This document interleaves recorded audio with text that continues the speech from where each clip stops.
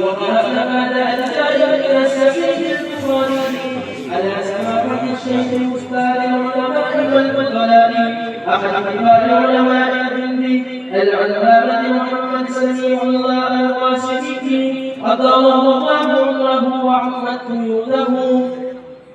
قال حدثنا فضيلة الشيخ العلامة فخر الدين أحمد المرادابادي وهما يرويان عن فضيلة الشيخ شيخ الهند محمود حسن الديوبندي عن شيوخه وهم الشيخ الجليل وحجة الإسلام وقل الغريب المجددي وفضيلة الشيخ المولانا عبد الرحمن الباني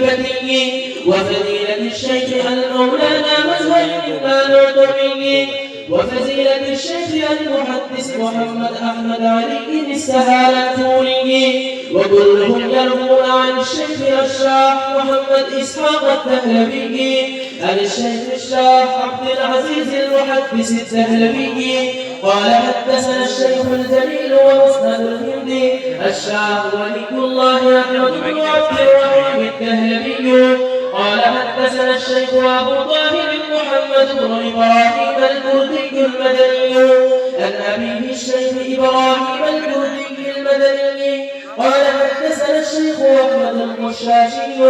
قال حدثنا الشيخ أحمد بن علي بن عبد القدوس الشنابي